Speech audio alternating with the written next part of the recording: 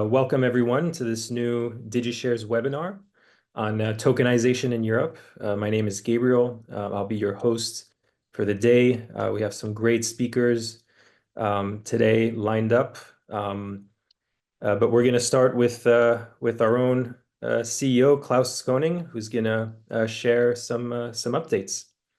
Thanks, everyone. Thank you, Gabriel, and welcome everyone. I think it'll be quite a large audience today. Close to 300 people signed up for this event, so you should have a lot of listeners, viewers. Of course, DigiShares is a provider of a white label platform for tokenization, including functionality for KYC, wallet connection through Wallet Connect, open API, allowing for integration and customization, DocuSign integration for electronic signing and sort of maintenance of a legal document flow, Stripe integration for fiat payment, bulletin board for internal trading, allowing for full automation and customization and digitization of processes related to token and investor management. We support 5 or 6 chains with chain agnostic, asset agnostic, protocol agnostic, and so on, and it's an extremely flexible and customizable platform. In addition to this, we are also launching an exchange, real estate.exchange, hopefully in December. We're working hard towards this deadline, and we think we should be able to manage this year to get it live as the first sort of regulated and licensed US exchange for trading of tokenized real estate. We will be launching on Polygon. We haven't really announced this yet, but it'll go out pretty soon. We'll be using Polygon's Privado ID to allow for decentralized ID, decentralized KYC that is controlled and owned by the user on their own. This will also be rolled out to all our white label clients because it allows for interoperability across the tokenization ecosystem. So you don't have to KYC every time you move your asset, your token to another platform, but can reuse the KYC. So we think that this will become quite successful and quite significant for the tokenization space. It's an open sort of independent standard. It's not controlled by anyone, but it's available for anyone to use. So as a real standard should be. But today we are focused on tokenization in Europe. Europe is same. For us, it's the same size market as the US. We probably sign up the same amount of clients in Europe and the US. Europe is a little bit more complicated due to the sort of different country regulations concerning tokenization. But of course, Europe has the benefit, as opposed to the US, that we have the MiCA regulation. So we have a European Union stamp of approval on what we're doing in the crypto and the Web3 space, which makes, I would say, the existing financial ecosystem a little bit more positive and constructive towards our activities, and that will hopefully benefit us in the future. Otherwise, I would say we see a huge market momentum at this time. There's definitely a crypto bull market going on, maybe just getting started. US election, like it or not, when is positive news for the crypto space, and will make it much easier, I would say, for us and for our clients to operate on the US regulations, and will also make it, I would say, a pretty good decision from our side to launch real estate.exchange in the US first. And generally, of course, it's extremely positive. So real estate.exchange will launch in the US first. We are looking for the first assets to list.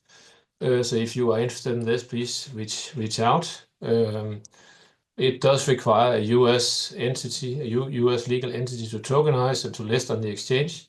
And it also requires offering documents like a Reg D and Reg S set of investment documents to be able to list.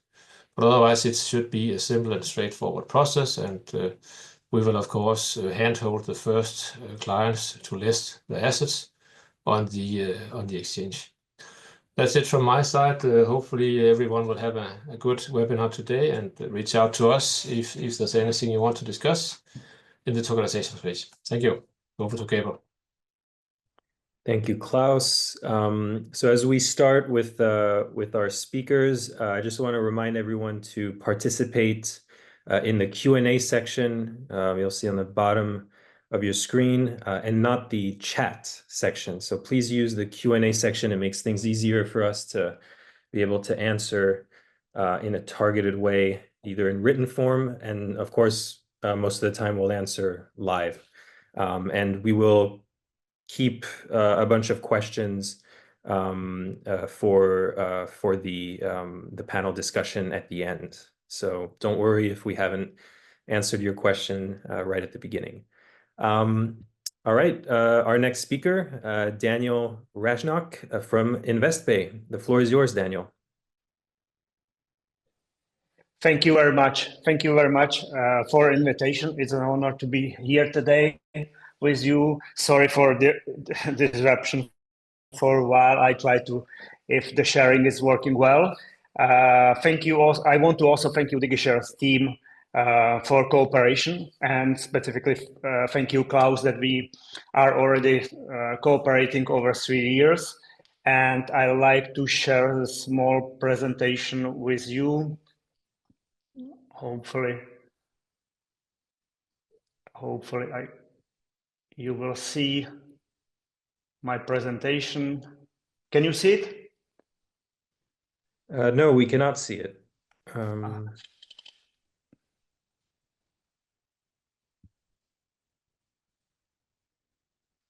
You should have the authorization. Yeah. Bottom of your screen in the middle. Yeah.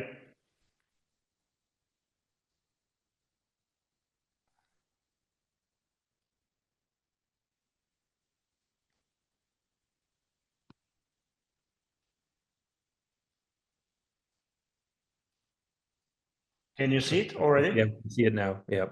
Okay, perfect. I don't know how I did it. Okay. Once again, we are InvestBay. We start our project 2022. It's going about the micro investment in European real estate. We concentrating on the recreation property across Europe. We call it also our platform, crown owning platform. And once again, thank you very much for DigiShare for cooperation, because without their help, it can be possible to do it.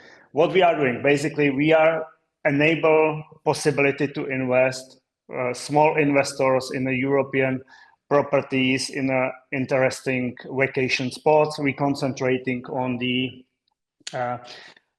small apartments which are in the most popular places like Tenerife, Spain, Croatia. We also say that our clients have also possibility to stay in our apartments, and we call it as a crowd owning. We say that we see that it's a little bit different than the crowdfunding platforms, because we offer our clients possibility to co-own the property by owning the tokens.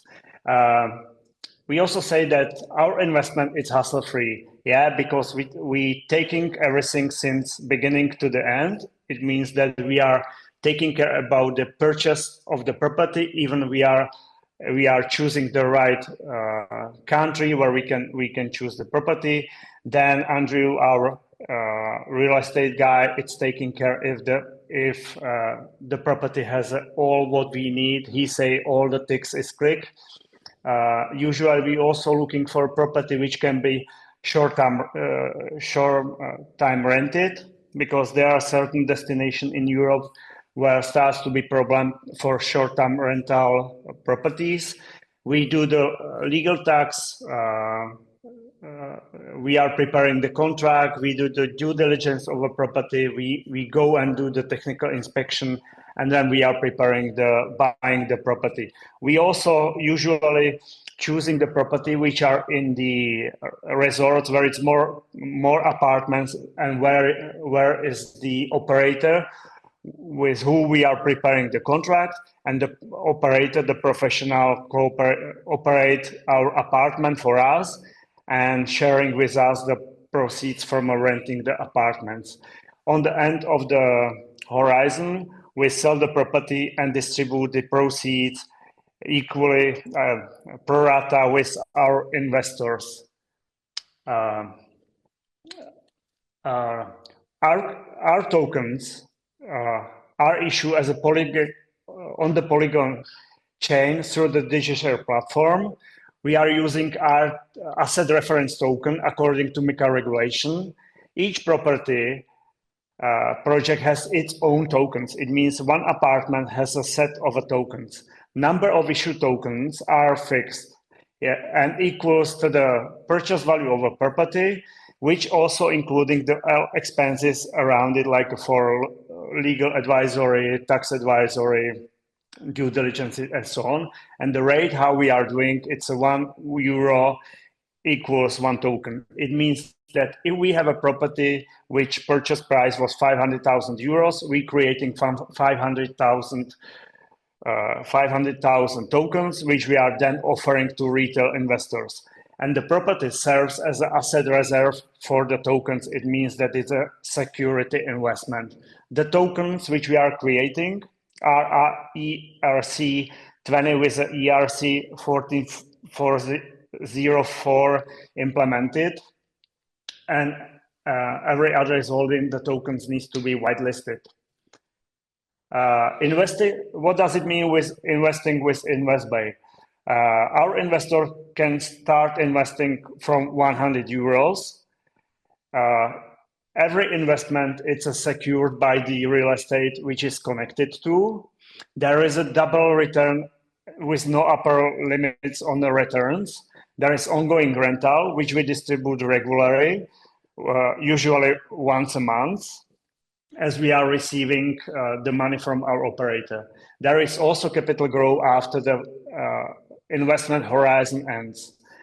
We say, as I already mentioned, that it's a hassle-free investment. We also on a platform using the voting on the major decision. For example, if on the end of the investment horizon, welcoming the market crisis, we give a possibility to extend the period when we will sell the property. And our token holders will basically decide what they want to do with the property. And also there is some bonus for our clients. They can stay in our property with a 10% discount, and they can also using the property in the entire resort where we own one property. There are attractive returns. There is an income from a property through the rental, and there is also increase in the property value. We launched our platform in September 2023. We get 4,000 customers. We have 420 active investors. We already was able to do 1.2 million asset under management, and average even the investment for 100, it's minimum €100. We have a 2.8 thousand euros, and we have in several countries. We have our properties. We fully funded first property in Spain. Then we moved to the Croatia for this nice green Punta resorts. We also take one in the Czech Republic where we are based because the people ask for it. There is a next to the Lipno. This is a current offer, and this is how it looks like our prospect. We always have also the investors prospect, information prospect for our investor to each property. It means that our clients have entire information about the property. Currently, we offer Winhouse on Tenerife. We have in Slovakia, close to High Tatras resort. It's a resort with aqua centers. And also we have second apartment in the Royal Marbella Golf Resort in Spain. We basically preparing for MiCA regulation. We are waiting till the Czech Parliament will confirm Czech National Bank as the regulatory institution in the Czech Republic, and we are preparing to be fully regulated under the MiCA regulation because we creating the asset reference token, and we also preparing the DORA, which is a connected regulation. We start to discussion that our tokens can be delivered as a service for few exchanges and banks. I think that what Klaus mentioned, that the market is changing. With the MiCA regulation, it's really moved forward, and we see from financial institutions that they are open to start discussing this one. We also preparing to be listed our property on a real estate exchange in the USA. This is what Klaus operating, and we start cooperation with a central securities depository in Prague. This is the first European DLT pilot of a regulation. And through this instrument, we will be able to also do the securities tokenization. And this is for next year. And this is our team of the co-founders. We put together a team of me as an entrepreneur. Jirka, it's a technical guy. We have Lukáš, who is a marketing guy, and Andrew, it's taking care about the real estate investments on our side. We couldn't do this with our partners and also with the accelerators. The last accelerators which we are just currently, it's a NatWest Bank, and we see what it will bring to us for future. This is my contact address and also connection to LinkedIn in the QR code. If anybody wants to connect it, welcome, and explain more what we are doing. Thank you, Daniel. We have a specific question for you in the Q&A. Okay. Do you tokenize the SPV that owns the property or not? We do both ways. Yeah. We for a Spanish property, because there is no tax advice benefits to have SPVs there, we do the tokenization of the property. Yeah. On the Slovak Republic, where is it beneficial to have a possibility to take back the value-added tax? We create the SPV that we can receive the VAT back, and for that case, we did a SPV. Yeah. Got it. So it depends on the country. Yeah. On the topic of Spain, someone's asking about the legal complexity of setting things up in Spain. What's your feedback on that? It was a hustle. Basically, we do everything from the Czech Republic, but usually the property we are buying in Spain. That's why we have to be compliant. We have to hire all the legal teams there. Also the tax advisors. You know, there are some specifics. When we buy the first property in Spain, we have to send the money to the Spanish bank. The Spanish bank create the old school checks. The checks was taken by the lawyer. The lawyer went to notary and giving the checks against the contracts, and this is how it's working. Yeah, but I think that the MiCA regulation, not this case, but generally the MiCA will help set up the conditions well for our provider, because also the tokens will be connected to the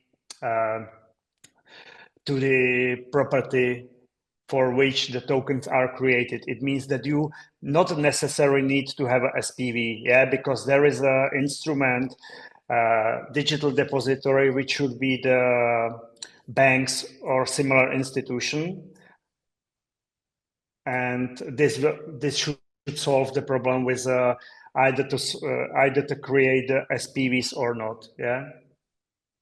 Got it. Then there's some questions about the asset reference token structure. So can an ART token holder request redemption? And if so, how is that solved?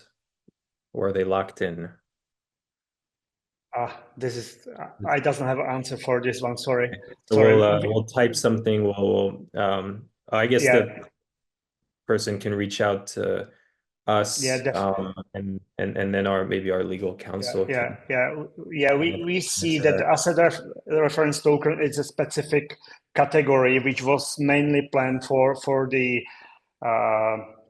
stable coins. Yeah, it means that they are connected with a currency, either euros or dollars. There is another project in the Czech Republic who is underlying with the Czech crowns. Yeah, and with a local currency. Then there is a commodities. They are well assets, and can be also the properties or the arts. Yeah, this is. So there's another question about the asset reference tokens. So the person asking, what's the applicable law of the agreement you use? Do you have any idea? No. Okay, so I mean these are very specific legal questions. Maybe we'll leave them for the to be answered in writing. So maybe you can go through and see. There's three different very dense questions. And thank you, by the way, for everybody who's participating in the Q&A. So maybe you can take a look and see if there's things we can answer. Yeah, definitely we can answer it, because it's also the implementation. It's not yet done fully. Yeah, different countries still have a different point of view on some things, how they should be taken. It means that we are still discovering when we are preparing the materials for our national bank. Right. Then there's a question about how you set the property prices and the information that you provide investors. Like, do you provide some proof of appraisals, or like how do you deal with setting the price of the property and communicating data with investors? Usually we are buying the property which is in entire resorts. Yeah, for example, in Marbella, where we have one apartment, we are buying another one. It's a 120 units. It means that we have a reference price which is in that region. Usually, if we are coming on the end, it means that we already know what was the price for a previous property. We also do our some valuation. Yeah, we invite our real estate team for this one. Yeah, this is how we are usually working. Yeah, we doesn't want to really go to some specific place where it's a house only with a few apartments, because there is a really risk on the market with licensing for renting the property for short-term rental. Yeah, because the Barcelona or another places, they doesn't like too much the amount of a tourist who is coming to the place. And for example, on Mallorca, you have only limited permission to rent the property until you hold it, maximum for 2 or 3 years, and then you have to apply once more. But it means that it might be a risk for our investors to go this way. Got it. There's someone that's asking what the process is if you close the business. So if things go wrong, like what happens to the token holders? Yeah. Currently, according to new MiCA regulation, the tokens are separated from our accounting. Yeah, they are creating the reserve for the tokens. It means even if we are bankruptcy, the tokens and the assets which is connected to this one, it's separated according to this MiCA regulation. It means that our investors are safe. We also, before the MiCA, we did a collateral agent on the property. This is as well possible as a second layer of the security for our clients. But MiCA regulation set up the new rules, which really make it safe for investors in our tokens, that the asset is behind it. Yeah, and that's why there is a depository who should be the banks. Yeah, we will see how fast will be the banks as a depository, how they will see the opportunity for being the digital depository for these tokens. Sometimes it's hard to deal with the banks at itself, but got it. We think that they will be going there. Got it. So if something goes wrong, someone will seize the asset, and then the token holders will receive distributions from whatever the resale value is, if I understand correctly. Okay. Exactly. Sounds great. There's a lot of questions coming in. Thank you for everyone for participating. I think we can break a record today. So someone also asked about the valuation, but we just maybe I added one more thing. Currently, we plan to do valuation of a property every year. That's interesting. And also we are discussing for some automatic tools which do the valuation according to historic data, new current data on the market, and they mix it together and they prepare some kind of AI tool which will give us the basically up-to-date value of a property. But we still don't have it implemented. Then we will go all the way to the valuation every year. Got it. Did you need to get any type of regulatory license, or just filings were enough since you're the issuer? Like how does that work? We will need the MiCA license, basically. So there's an actual license that you need to get? You have to comply with all regulatory stuff. What is behind the MiCA regulation as a asset reference token provider? It's like a okay. And how the national bank sees, or at least what we see on our end Slovak market, because the Slovak Republic was really close to Czech Republic as well. There is a point of view that if it's a financial instrument, it means the shares, bonds, and so on. Doesn't matter if they are written on a DLT, they still will be as a financial instrument under the MiFID regulation. If there is a asset reference token, basically what we are creating with the real estate, or it can be the gold, tokenized gold, this will be under the MiCA regulation. And the application is really similar. You have to comply with the risk and all the stuff. It's like lots of information which we have to share and prepare with the national bank. Got it. Then there's a question about, do you distribute all of the income that you get, or create a separate account for future maintenance costs? No, basically usually the property already, the operator keeps some small amount for future costs, but then we distribute everything with our clients. Currently, we do the distribution directly to their bank account. On the end of the year, we are preparing the internal wallet for our clients that they can basically reinvest their money in another projects. Understood. And what kind of, someone's asking about the fees that you charge? We have an initial fee which is 5% on the original price of the property, which we are putting in the tokens. Then we charge 1% asset under management fee yearly, what we are doing. And on the first projects, we also counting with a 10% of the earnings on that property. I mean the margin between the selling price and buying price. Got it. And are you the legal owner of the asset?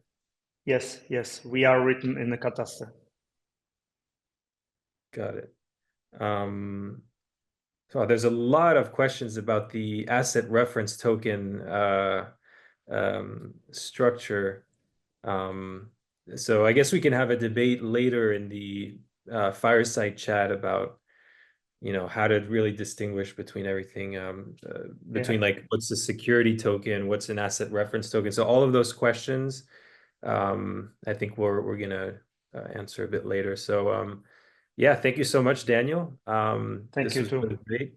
The next speaker is Jamil Rehman from Aprikos Venture. Jamil, the floor is yours.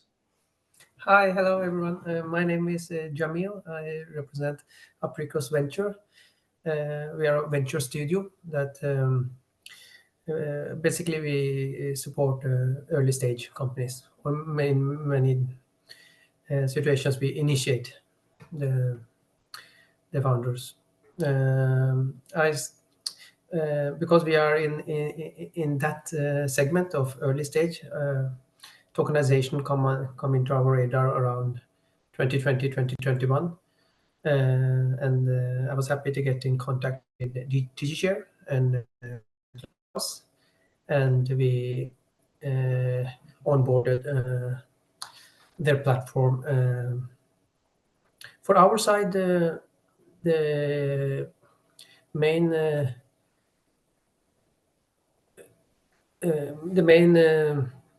let's say path to choose has actually been the regulatory compliance. We are in real estate, so obviously that was the thing we wanted to tokenize. And it was really interesting to hear Mr. Daniel talk about the asset reference token, because we have assets specifically located in Oslo, Norway. We have tried to figure out how to tokenize it within a SPV, specifically, and then basically when you are tokenizing a single asset in a SPV, you get into the alternate investment fund rules, and to kind of avoid that kind of complexity.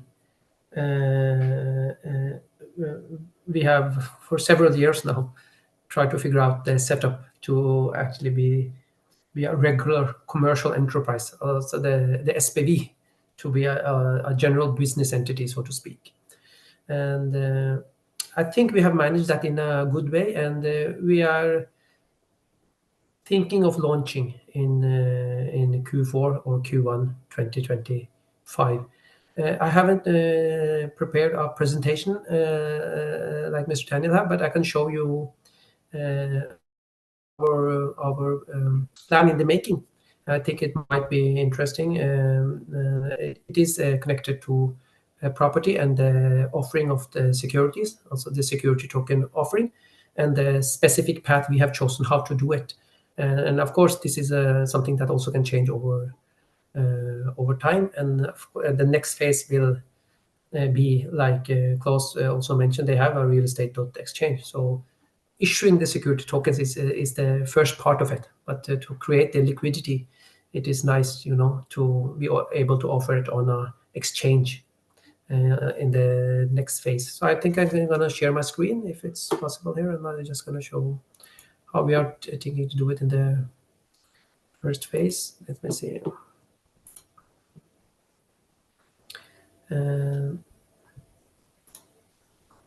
So this is like our homepage, and you can sign up, and then you come into our platform to buy the tokens, and we are listing the tokens. Like these are our real properties that we already have bought in Oslo, and we are going to list them like this. And the November property, which is our real estate company, it's as I mentioned, a general business entity, and it's not that different from what Mr.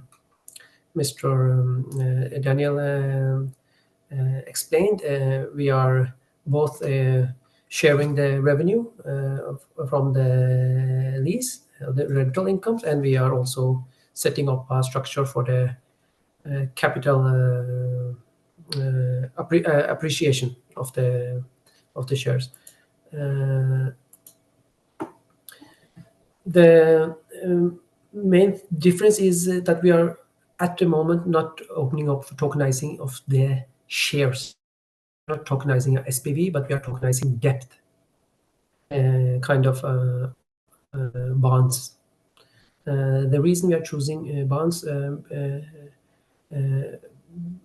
not shares is especially because of the regulations.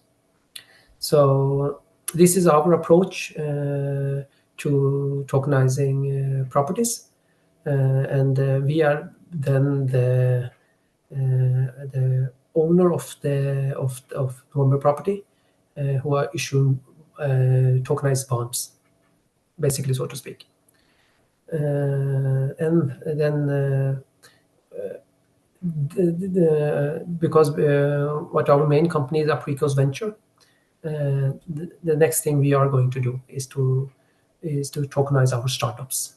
So we're going to do private placements within shares. So November property itself, not the properties within November property, but November property itself will be tokenized because we are alternative investments. We are not listed, and to create liquidity in these kind of private markets is the reason we went into tokenization. So I can just share my screen again, and I'll just show you what kind of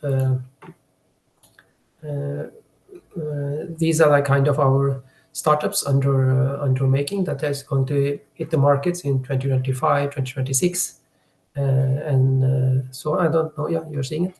So Yep. you can go in and you can go in and click on them, and you can see more details of the startups. It's important to say that the platform itself, which we have called Balderex, it itself is not a broker dealer. So the startups and the ventures or the debt that are being tokenized, they are the issuers. So we, as a platform owner, we are a B2B company that are offering services to the businesses who want to tokenize their assets. But we have quite enough business under our structure, so we are going to start with our in-house businesses to get access to fractionalized capital, so to speak. So people can buy, shares for 100 euros and so on. Yeah, I think that was actually what I had prepared. And if any questions, please feel free to ask. So, sounds great. Thank you so much, Jamil. So we have, still the same questions about the asset reference tokens and what happens if the management companies go bankrupt. Maybe we'll just save these generalist questions for the fireside chat so that everybody can chime in. So I think we're just gonna move to the next speaker, so we can have the fireside chat earlier eventually. So thank you again, Jamil. And our next speaker is our own Anne Nguyen, who is the legal counsel for DigiShares. Anne, the floor is yours. Thank you, Gabriel. Hello, everyone. My name's Anne. I represent the legal counsel at DigiShares. I'll just share my screen. Can you all see my screen? Yep. Okay. Okay, perfect. Well, today I have the privilege of giving a brief presentation regarding tokenization in the EU from a legal aspect. And here I'll first start by telling you a bit about the regulations governing tokenization, specifically in terms of MiCA or MiFID. I'll also go into the process of tokenizing equity, go through some marketing requirements, and then discuss whether your tokenization business need a license or no license, probably.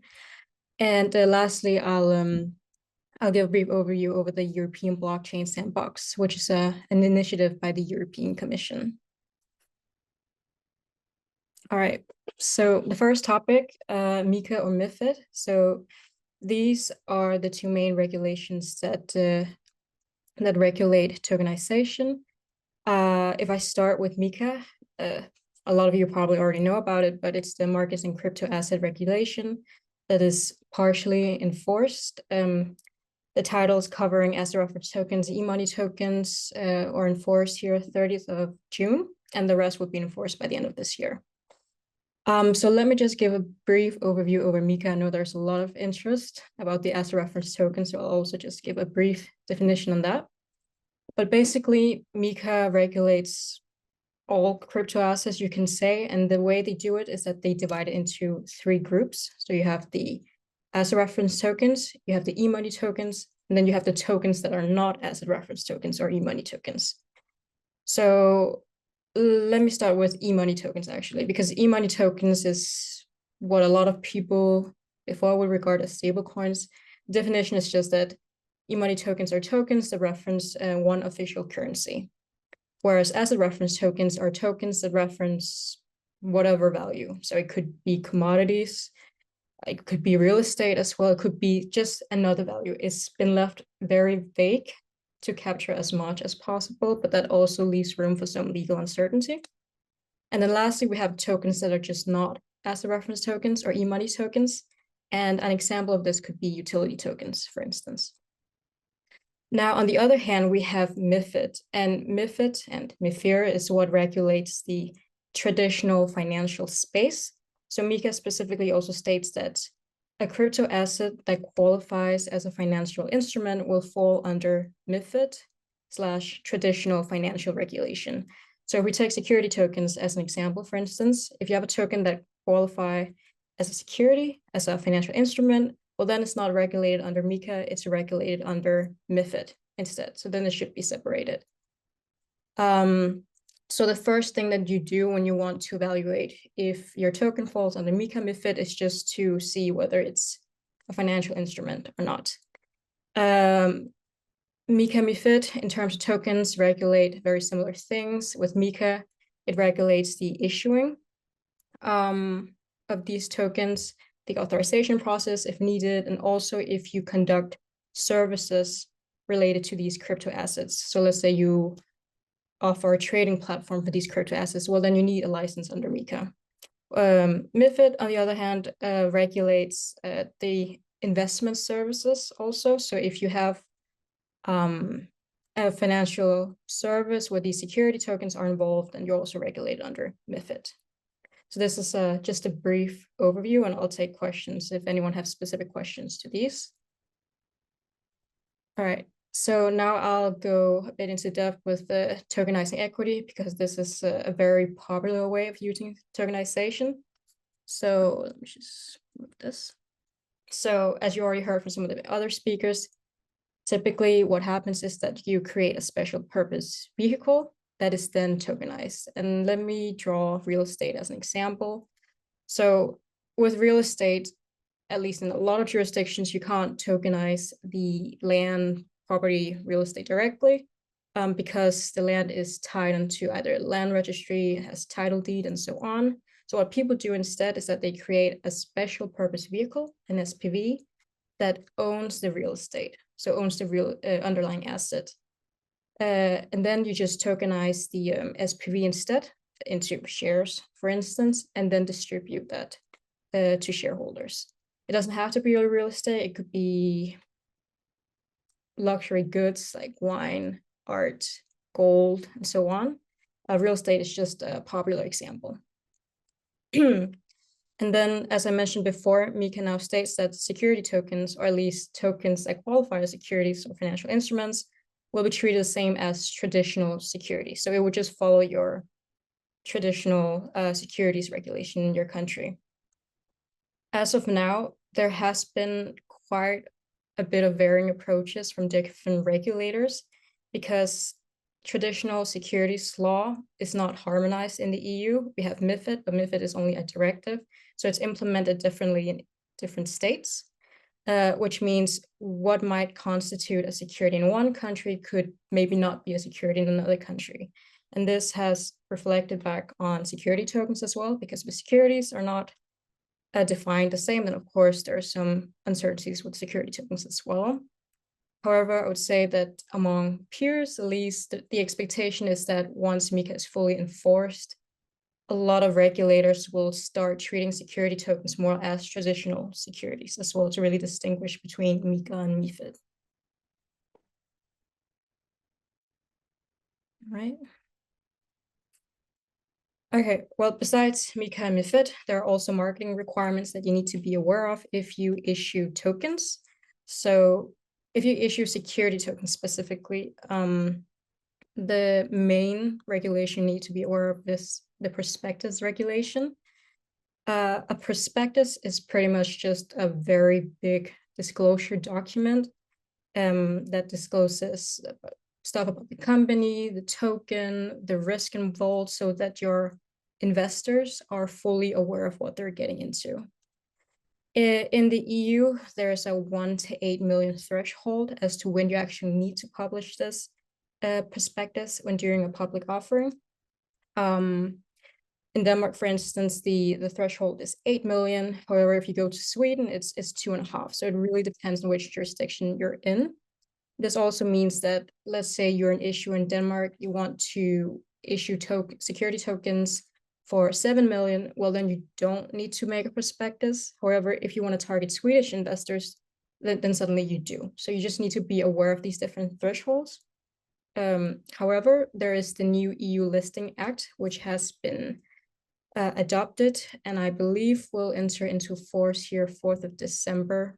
So parts of what the EU Listing Act its aim is to make it easier for smaller companies to actually get funding. So they're raising this threshold, the prospectus threshold, to at least 5 million all over the EU, so that people can issue securities or shares without having to, at least at a higher rate, without having to make prospectus. So that's great. So let's say you are below the threshold. Do you still need to do something? The answer is yes. You still need to follow general marketing requirements. And that means that most regulators would expect you to create a mini prospectus, you can say, or investment memorandum / white paper about the project, about the price, the risk, etc. Because of course you can't mislead investors and so on. All right, and so now the fun bit, the very complex bit as well. Disclaimer, this is not legal advice. This is a very extremely simplified overview as to whether your tokenization company may or may not need a license. So I do want to take it with a grain of salt when you look at this table. But typically, some of the thoughts and considerations that you should have when figuring out whether your company, your tokenization business, needs a license or not is to look at the business structure / model / strategy. And you can generally divide it into 2 sectors. The first is a business that deals with investment services or a business that does not. And if you don't deal with investment services, you typically don't need a license then. If you do, you typically need a license. I will say this is a very case-by-case basis, and different regulators in different countries might have different interpretations. So do be aware of that as well. But let's start off with the one up here, the no investment services box. Typically, if you don't have any investment services, you don't have a buy and sell strategy, and you also manage / operate the assets that you have, you don't need a license. And to draw an example, let's say you're a real estate developer. You don't offer any investment services with regards to this, like you're not a fund manager, for instance. You don't just collect a lot of capital from a pool of investors in order to buy a lot of properties and then to just sell it and get a return. And you also manage and operate the real estate, meaning that you, for instance, collect the rent, take care of maintenance and all these things. Well, then you're just a typical real estate developer, and then you probably don't need a license. Now, let's say you, in the same scenario, you're a real estate developer, but your intention is actually to have a buy and sell strategy. So you pool a lot of capital from different investors in order to buy a lot of apartments and then just sell it and to give a return. then you might need a license as an alternative investment fund manager under the EU AIFM directive, as you might be under the definition of a fund manager. And this is a very typical use case that we see some of our clients are interested in. Another use case that we see is the crowdfunding use case. So let's say you want to enter the tokenization business, and what you want to do is you want to create a platform where you allow third-party assets or projects to be listed and tokenized. Well, in this scenario, you might need the crowdfunding license as a crowdfunding service provider under the EU crowdfunding regulation. The good thing about this license is that you can actually access retail investors all over the EU. That's also a benefit to that license. Another scenario or typical use case that we see among clients is people who just do other kinds of investment services. So let's say you're interested in giving investment advice concerning tokenization, or you want to create a trading platform for with using tokenization. Well, then you need an authorization under MiFIR and MiFID. Yep. Okay, so the last bit I want to cover is the European Blockchain Sandbox. As mentioned, it's an initiative by the European Commission aimed at promoting blockchain use cases in the EU. So I believe it's a 3-year initiative that started with the previous cohort. What it does is that it selects 20 use cases every cohort, and these use cases go through an application process. Once you've been selected, the facilitators will match you up with different regulators, and you as a use case can bring all your legal issues or questions that you have to these regulators to ensure that you're compliant. So it is not a sandbox in the sense that you just enter the sandbox and just do whatever. It's more of a regulatory framework where you can talk to different regulators and get legal advice for your use case. And as some of you may know, DigiShares was selected for the 2nd cohort, so this year. So we've just been in the process of being matched with different regulators. And we applied with our use case, that is a real estate exchange, REX. And some of the legal considerations that we're bringing in and wants to learn more about is the licensing issue. So we want to create an automated market maker model in the EU, and it's very complex because it deals with security tokens, it deals with e-money tokens. So you have MiCA and MiFID interplaying with one another, which creates some legal uncertainty and overlap between the different regulations. So we're there to ask the regulators what to do about it. And I will also say this is the European Blockchain Sandbox is not just for financial or tokenization services. I mean, there are other, I believe, like if you're interested in healthcare or other different sectors, you can try and apply for your use case if relevant. And yeah, I would definitely recommend or encourage people to apply if they have a use case that they would like some free legal advice for. Yeah, that was it. That's all for me. Thank you. Thank you so much, Anne. So we have some asset reference token questions. So if you're an issuer, how do you make sure that your token will be considered an ART under MiCAR? Yeah, it's a very interesting process. You have to send an application, but not necessarily. It really depends, because if you're an issuer of an asset reference tokens, you may or may not need an authorization to do so. I believe if you want to issue for more than 5 million euros over a 12-month period, you do need an authorization. If it's below, you might not need one.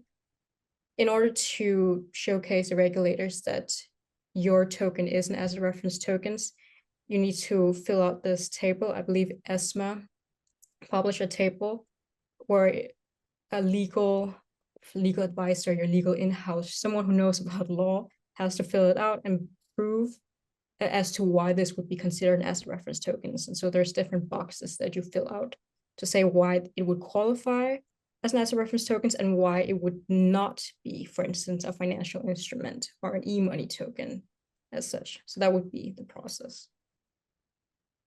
Got it. And can an ART token holder request a redemption? Is that authorized? Yeah, they can. It's a right that they can request for redemption. I believe it's the issuer who has the responsibility and also the right to tell and publish to the holders how this redemption process would go. I think we still need a bit more guideline from the regulators exactly how this policy should be written down, if there are any specific requirements as to the redemption timeline as well. But to answer the main question, yes, they can get a redemption. And is there a lockup period under MiCAR? Yeah, it doesn't state specifically. That's the very interesting bit. It just says that the issuer has to write in their document how the process would be. So I believe perhaps it's in one of the guidelines, or at least we're waiting for the authorities to specify a bit more. So it's more of like a disclosure type of guideline. Where it is still a bit unclear. Got it. So someone's asking if you have a US SPV investing in Spain, do SEC laws apply, or do MiCA laws apply? Yeah, so again, MiCA covers crypto assets that are not financial instruments. So let's say you're doing it with shares, then MiCA wouldn't even be relevant at all. Of course, if you have a US SPV, you need to follow the company laws that are in the US because it's there. Wherever the underlying asset is not always relevant, then you just need to follow general property regulation. There's probably also some taxation laws you need to follow. What you need to be aware of is that if you promote to certain investors specifically in certain jurisdictions, then you need to follow the regulations in that jurisdictions as well. So let's say if I have a SPV or company in Denmark and I want to offer security tokens to a company to investors in the US, well, then I need to follow some of the marketing requirements or private placement requirements as well. For the investors in that country. Yeah, I hope that answers the question. Got it. So we had some new questions coming in. So if the exemption to the ART authorization requirements apply, does the issuer still need to comply with the ART MiCA business of conduct rules and prudential rules? Yeah, I think so. You still have you don't need the regulator to like stamp level approval, but you still need to follow the rest of the requirements. Got it. So then there's a question, I guess, similar to the US Spain one, where someone's asking if the regulations are based on where the operating or holding company is, or where the SPV is. So taking an example of a property bought in France and advertised for US investors. Yeah, so this is very similar to what I answered before, that of course, if you have any company or any SPV in whatever jurisdiction, you still have to follow the company law covering, those SPV and those companies. You also need to cover the laws of the investors that you're specifically targeting. You also need to follow the laws of, let's say, the real estate or whatever other assets that you own in said country as well. And then there's the whole issue of how taxation would work in this regard as well. Got it. And there's someone asking about the European sandbox. Maybe if you could give just a few words of feedback on what the process was like in terms of the application and how it's been. I'm sure you can't get into too many specifics, but just a general feedback, I guess, would be helpful.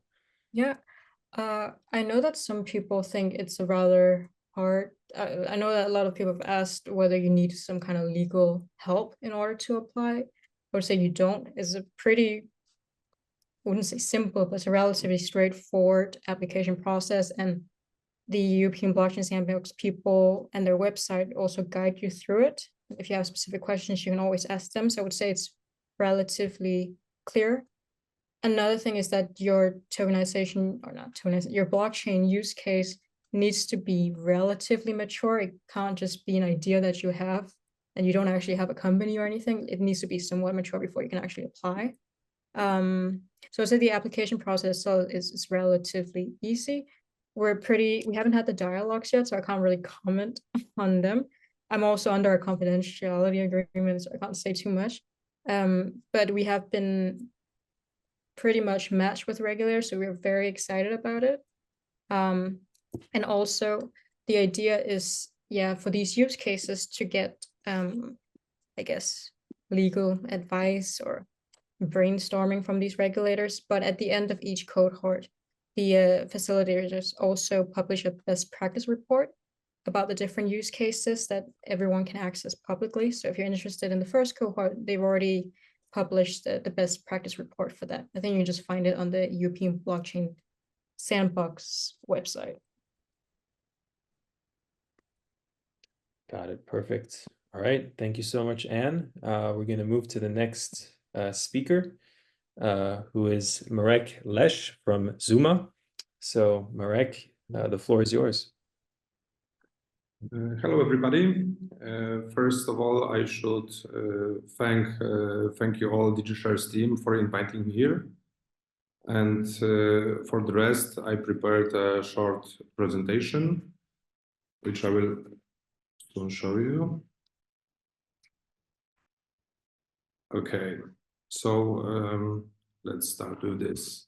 So Zuma is a platform where you can invest in tokenized shares of companies owning real estate. And we will offer these both privately and publicly. And the private offering is straightforward, targeting qualified investors as defined by the law. All those capable of investing over 100,000 euros and 149 tickets per country for a given project. And the public offering is obviously more complex due to regulations in each country that primarily aim to protect small investors. However, our mission is to democratize access to the most exciting investment opportunities. In Poland, we have been witnessing a dark trend for years. High-profile projects promising additional income for retirement have turned out to be nationwide frauds. Scandals like the Third Pillar, Amber Gold, Get Back, and many others have eroded trust. More recently, two high-profile tokenization projects have added to this skepticism. First, a well-known Polish crypto commentator attempted to tokenize Warsaw's most expensive apartment, but failed due to neglecting all legal and technical aspects, causing the project to collapse before it even began. Then a project led by a prominent politician not only exposed investors to multi-million losses, but ended with him in prison. Additionally, the association with the broader crypto market, something that affects all of us, has further tarnished the perception. And we aim to change this narrative by restoring trust in investing in digital assets. To achieve this, we are creating a comprehensive knowledge base and setting standards of best practices for others to follow. Nevertheless, for now, we've decided not to use the term tokenization in our Polish marketing materials, opting instead of digitalization of shares. Each of you has likely seen various reports and market analysis. The numbers are staggering, almost unimaginable. For us, it's challenging to estimate the size of the tokenization market in Poland for 2095-2030. But one clear challenge is that while we can easily secure projects worth hundreds of millions of euros for tokenization, building trust and attracting investors to these projects will take significantly more time. And here I would like to show our core team, but of course the team is much bigger. We have departments for marketing, design, and social media, and we collaborate with top legal and accounting firms across several European countries. Additionally, we continuously work with our advisors and investors. I must emphasize that the DigiShares team, led by Klaus and Agata and many more, is now seen as a part of our old team, and they provide strong support for us. Especially Anne is guiding us toward our goal.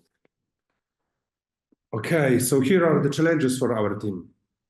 First of all, at the beginning of the company's existence, the first decision we faced was whether to purchase ready-made software or build it from scratch.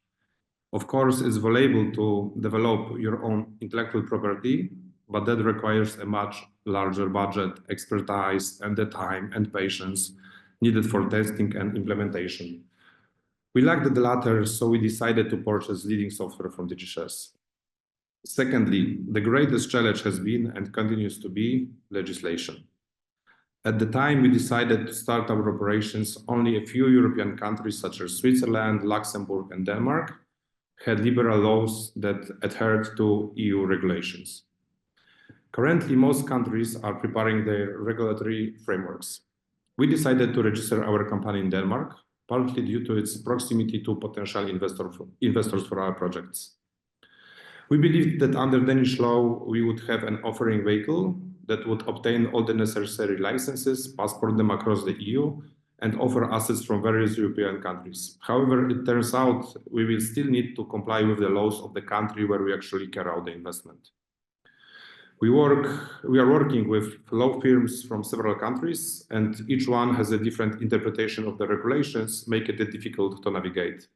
The journey has been bumpy. We've encountered lawyers who attempted to blackmail us using our own capital or worked with us only until we transferred an advance payment. Fortunately, these are isolated cases, and we are hopeful for long-term cooperation with the remaining law firms. Okay, so no, I think that we went too fast with the presentation. Sorry.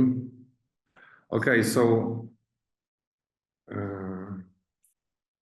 yeah, third. Okay, sorry, so I finished with the legislation. So let's go thirdly. In order for the activities mentioned above to happen, financing is of course essential. Initially, we began with our own funds. Very quickly, Przemek joined the team who specialized in buying, renovating, and then selling tenement buildings, using both his own capital and external investors. He shared with me the complexities he faced in terms of bureaucracy when setting up a company, managing investments, and then closing a company. When we heard about my vision of Zuma, he immediately said, "I'm in." From that moment on, we built the company together. Next, I shared the project with business partners I had worked over the previous businesses. It didn't take long for them to decide to invest. The capital helped, among other things, in hiring the first employees. Recently, at a real estate fair in Munich, the owners of a large construction firm from Poland approached us. It turned out that they had a solid understanding of blockchain, and after 2 meetings, they also decided to become partners. This way, we raised well over 700,000 euros, along with additional value in their consulting and services. And I want to emphasize that while the money was important, it was the expertise of our investors that truly mattered, but more on that next time. So finally, the next year, we will showcase our fully operational platform, where as a proof of work, we will list for sale a rented profit-generating apartment. Following the success of this venture, we plan to present larger investments, which we'll be able to purchase on our website. This will be time to join our series Round A, where we aim really high. From there, the path will be smoother and will evolve into a fund offering exposure to tokenized real estate. So if this story inspired you, feel free to contact me. I'd be happy to discuss partnerships, investments, and connect with others who are navigating legislative paths in Europe. And of course, I would appreciate if you could follow our social media. Thank you for your attention. Thank you, Marek. Great presentation. So we have some generalist questions that came in that we're going to save for the fireside chat so that everybody can chime in. So stay tuned for that. But for now, we're going to go to the next speaker, who is Thomas Labenbacher from Assetera. Thomas, the floor is yours. Thank you. And thank you for inviting me today for the actually my first webinar. And I actually structured our presentation with 5 PowerPoint slides. Then I'm going to show you trading, live trading, and then certainly a Q&A if you have time for that. First, let me quickly share my...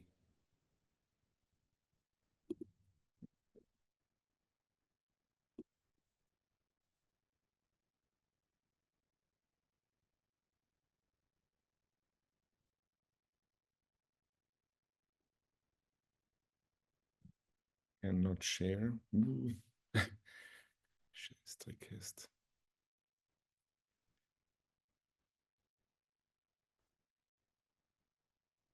Obviously.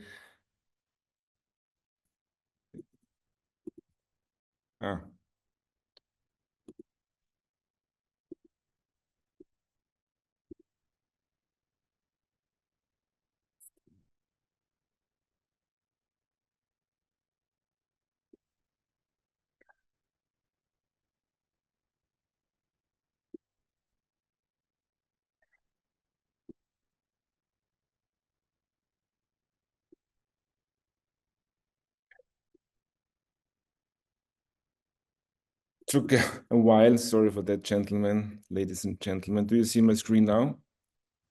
Yes, we can see it. Okay, sorry. For my excuse, I have to say I got a new laptop at the beginning of the week, but in any case, there is no excuse for a presentation. I am the founder and CEO of Assetera. Assetera was established about 3 years ago. I have a background in banking. I was managing and partly owning banks. Then I moved into the VC industry and ended up in Web3. And as said, 3 years ago, we decided to establish Assetera.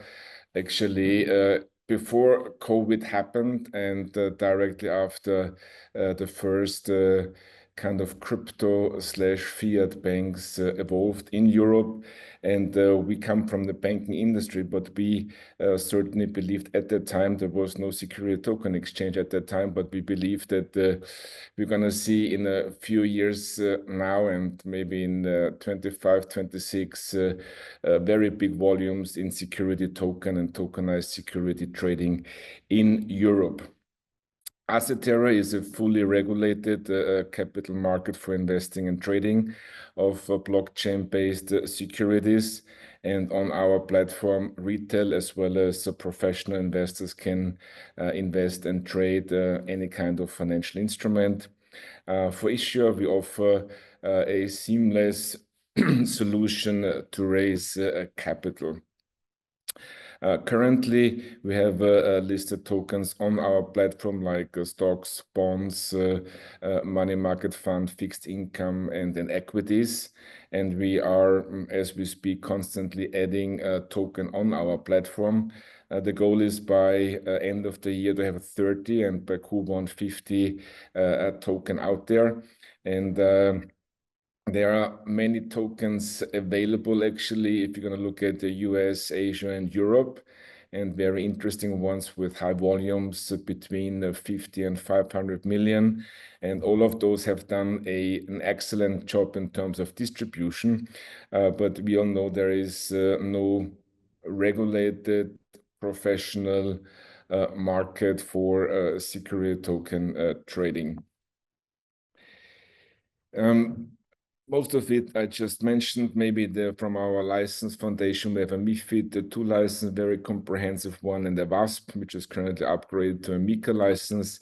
We are supposed to get this by beginning of next year. Our system is a DLT system, deployed and developed and deployed on a Polygon chain. And for the so-called transaction execution, clearing, and settlement, we are using in the end also an atomic swap. You are able to connect your own wallet, and with that you can simply trade on our platform. Of course, from a MiFID perspective, we have to do a proper KYC and AML, which we have done and implemented. We work with main providers in the field like Samsung, Fireblocks, Chainalysis, and others. And they're very happy with this. And this has been implemented the last 2 years, basically. We have the core technologies built in-house. So we have our foundation technology and currently adding token on a vertical as well as on a horizontal base in a way to get as much as possible investors and issues on our platform. We have recently announced our Polygon cooperation, very strategic one. We have announced our Archex cooperation, where they are very strong in the UK. We have also a very strong relationship to market leaders in tokenization, like QnA. Our team won a blockchain award here in Austria. By the way, I forgot to mention, we are headquartered and based in Austria. We do have a holding company in Switzerland, and the licenses, MiFID and WASP, are origin from Austria. The MiFID II license has been notified throughout Europe, and this enables us to actually work in 30 countries in Europe. We are featured in kind of outlets, Cointelegraph, CoinDesk, and others. And as of today, we have more or less set the scene for us to scale on more token and more investors, and of course, more trade and volumes on the platform. The range of assets very quickly comes with our licenses, certainly, and we differ between security tokens and tokenized securities. You're going to see this on the left-hand side. We follow the securities law, the MiFID II, which is certainly passported throughout Europe. And with our kind of WASP license, we also defining and deploying in the next couple of weeks our digital asset portfolio of services and token. However, we fully focus on security token, tokenized securities, because nobody out there, that's our vision, and C, we truly believe that we will be one of the leading companies in this respect. On the right-hand side, and I'm going to show you in a second, in the system, we have real estate with a simple bond of 30 million on the platform. We have a fintech company tokenizing shares from Switzerland on our platform on a tokenized securities, which is security tokens are mostly private debt, and tokenized securities mainly financial instruments, existing funds, existing fixed income, treasury notes, money market fund, and other structured products which are tokenized and distributed in the market. Some of our licenses, as said before, MiFID II license from asset management and operation, broker dealer, etc. We can do any kind of products. On the WASP, we are upgrading to MiCA. We have a full license scope today and also tomorrow. And we are doing tokenization via our holding company out of Switzerland. And yeah, I guess due to the sake of time and my kind of incapability on tech, I'm going to show you the system. Please let me know, can you see the system?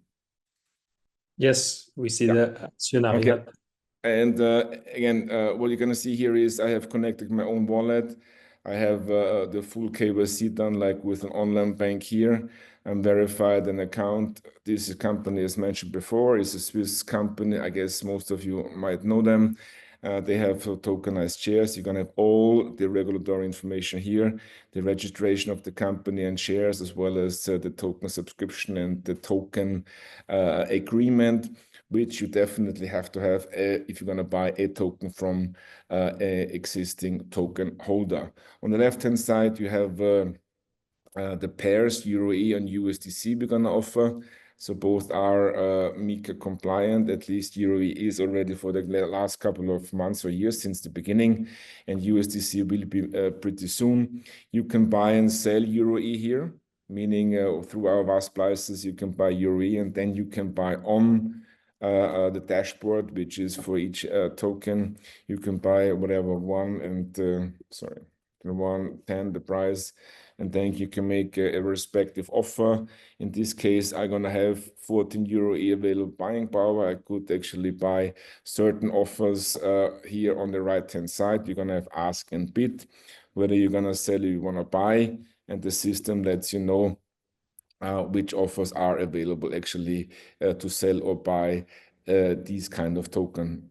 Of course, the performance in the middle, as well as my open orders.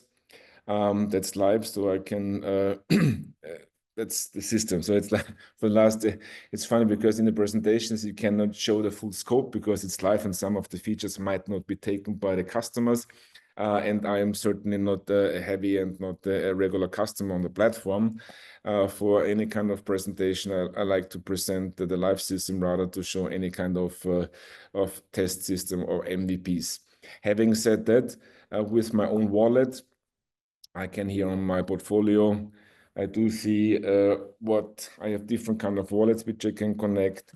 I do have my trading and treasure, which we're gonna run on behalf of the client, and with the connected wallet, I can, you're gonna see here on the right-hand side, you can withdraw or deposit from different chains. We have to also our own bridging, meaning via different chains, because we run on Polygon. It's not needed for Polygon itself. However, if this is an Ethereum token, you're gonna simply kind of transfer an Ethereum or EVM based, which we support from the chain into the Polygon system, which lands in trading. And as soon as it's in trading, I can go back and show you, for example, the CEDO.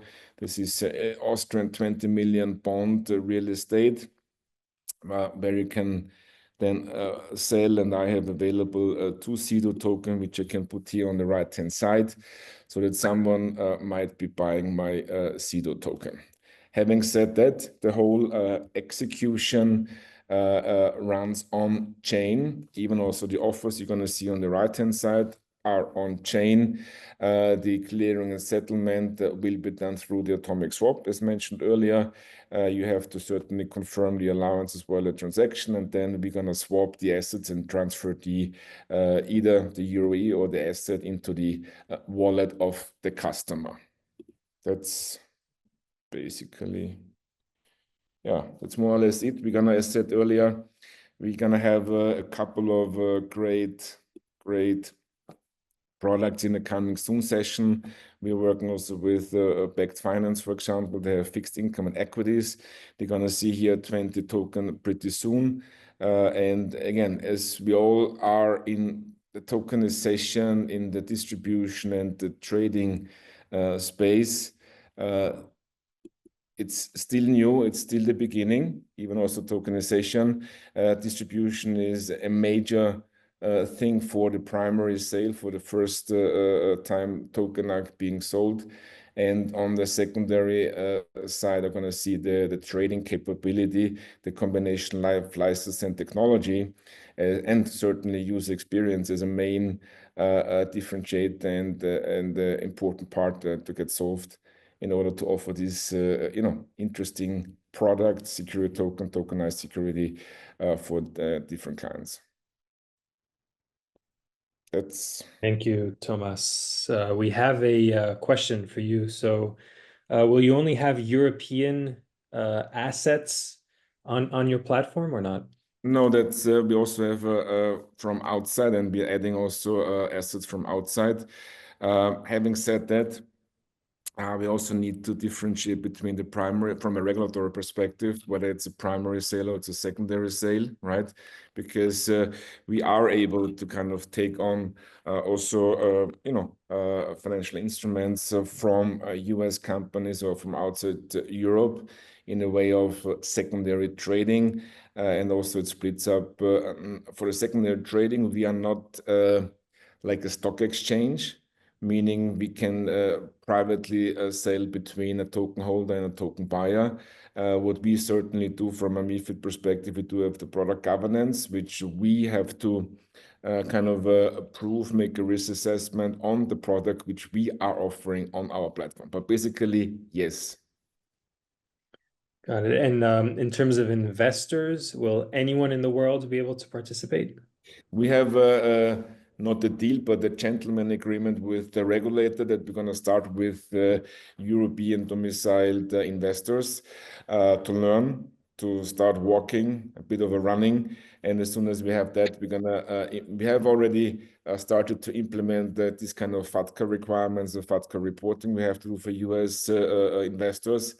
However, that might take another couple of months until we're going to open the platform for other investors due to the compliance requirement are certainly at some point in time a lot of effort for that. And we are still a young company. We are a decent team, but first things first in a way of making money, and then we can add also other investors. Got it. And when was the official launch? Actually, it was in February this year. Okay. Wow. So it's still fresh, but it's still a tokenization comes with distribution, and the secondary trading comes with the trading capability on the regulatory, on the technical side. And that's what we are after, and looking forward to it the next couple of years, which is still I guess still linear development, but I think hockey stick is coming soon. Great. Yeah, we all definitely hope so. So thank you, Thomas. We will go to the next speaker, Fabian Lauterwasser from Carat Investments. So Fabian, the floor is yours. Thank you. Second, I share my presentation with you. Hello to all out of Switzerland. So I say grüezi to all. I have a different topic for you, not real estate, but a real world asset with the diamond token. And something else changed my mindset really strong. If you would ask me a few months ago, at the beginning of August, I would tell you something completely different. That I never think about a token and tokenization of the asset. And in my presentation, I will tell you something, how my mindset changed and what are the big points of it. To our story, company story, we are new in Switzerland. We are started at the beginning of 2024. And our completely history is a long time, over 208-year-old family company out of Germany with strong B2B sales, like to Tiffany's, Van Cleef's and Apples, and through the whole mining supply chain from mining to fishery. So we have there a lot of experience and tradition. And what's really annoying us and showing us that the 280-year-old network, because of that, we can offer the best price for every customer. What we want to change with our story in Switzerland, we want to start the opening with the B2C sales. And in this sector, we have a lot of problems at the moment. Because of that, one reason is the tokenization, but at the next slides, you can understand me a little bit more. We want to standardization the offering. At the moment, every retail seller have a different price for the diamond. And there are some, the market is a little bit more complex, but you can standardize it. If you really want it, you can do it. And we've started with the Swiss market that we want to enable and establish us as a market leader, like our main company in Germany. The Swiss market is not like the real estate market, but we have 4 billion Swiss francs market size in the last year. We have 2.5 million directly from the mine and 1.5 million from the secondary market. And there you see a little bit more details on it. we have the numbers from our country. They want to know if diamonds and gold markets are used for criminal money, and the result was no diamonds are getting used for the sector. So we are really proud of it. And we have more transparency on the references here. And our real topic is the client-to-client market. You see it here with our 480 million every year, but it's not so easy that you think about it. It's a lot with auction houses. So there are a lot of makler inside of it, and they want to earn money. What is the really opponent for the token? We have a really lot of fraudsters. So Malek, you told us a little bit earlier you didn't swap to the tokenization earlier because there was a lot of bad press about fraudster. We have now the opposite side. Until 2012, we only had Zirconia as fraudster. It's like less. There was only 1 of 100 diamond get be a fake. And with the synthetic diamond, we have really a rally for the fraudsters. At the moment, close to every second diamond we get from dealers and private customers. So always the retailers are affected of it. What we get inside is really a fake. And that's really a big size. And because of that, my brain started to think about it with my friends and my network. And we see the solution in starting the collaboration with the DigiShares team. And because of that, we are really happy to speak today that we are live since last week with our tokens. And it's just the start, like I think Thomas said it before. The tokenization is a new market, but like BlackRock and others, we believe in it. And we think we can help our customers to get out of their troubles here. At the moment, for the customers, the selling process is really not amazing. I know that because I had the same problem, because I get from my grandpa a diamond, and I want to sell it. And there was no really good opinion to get it sold. And because of that, to understand the problems, I started here, like in the selling process, and you have find another customer. Everybody in the market says you find another customer, but how can I find another customer who buys my diamond? And with the knowledge from before, how can the other customer trust me that this is really that diamond that I tell him? So normally you have no other chance to sell it back to retail sellers. They have a high fee, it's over 30% at the moment, but you have real time your money. So there's the reason because why you have that high fee.